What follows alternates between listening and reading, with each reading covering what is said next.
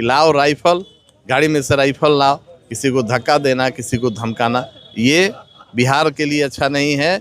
और विधायक जी के ऐसे आना मानसिकता है राजद के लोगों का, और उनको याद होना चाहिए कि ये बिहार में डबल इंजन की सुशासन की सरकार है, और ऐसे में अगर उनकी पुरानी मानसिकता नहीं। बरहपुर विधानसभा चुनाव आप लड़े थे और मामूली अंतर से हार गए थे, मगर एक अभी वर्तमान विधायक आप देखे होंगे कि राइफल ले लेकर के वीडियो पूरा वायरल हो रहा है। ये पुराना मानसिकता है राजद के लोगों का, और उनको याद होना चाहिए कि ये बिहार में डबल इंजन की सुशासन की सरकार है, और ऐसे में अगर उनकी पुरानी मानसिकता नहीं बदली और इस तरीके का वो भाषा का इस्तेमाल करेंगे तो कानूनी कार्रवाई उन पर निश्चित रूप से होगी और कानून उस पर कार्रवाई करेगा। कह रहे थे कि कुछ लोग रोड नहीं बनने दे रहे थे, उसके लिए वो किए। नहीं, इसका मतलब ये नहीं, जिनका जो मामला है उसको न्यायिक तरीके से सुलझाना है।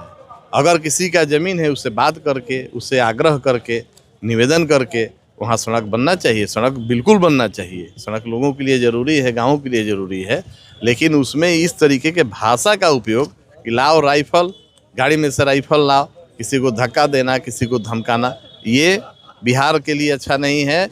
और विधायक जी के ऐसे व्यवहार के कारण उन पर कानूनी कार्रवाई हो सकती है। तेजस्वी यादव एक्टिव हो गए हैं, सम्राट चौधरी के मुख्यमंत्री बनते हैं। कहाँ एक्टिव हो गए हैं?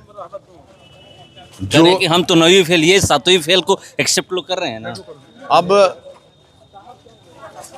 एक उंगली अगर उठाएंगे तो 4 उंगलियां उनके तरफ इशारा करेंगी। राबड़ी देवी जी जब बिहार की मुख्यमंत्री बनी थी तो कितनी शिक्षित थी, ये पूरा बिहार जानता है।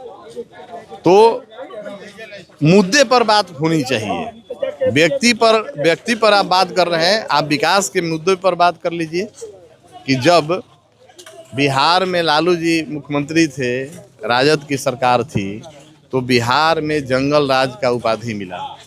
बिहार के लोग बिहार से बाहर जाकर अपना पहचान छुपाते थे, बिहार के व्यवसायी पलायन करने को मजबूर थे, बिहार के लोग, बिहार में रोजगार नहीं मिलता था और बिहार के बाहर जाकर मजदूरी करते थे।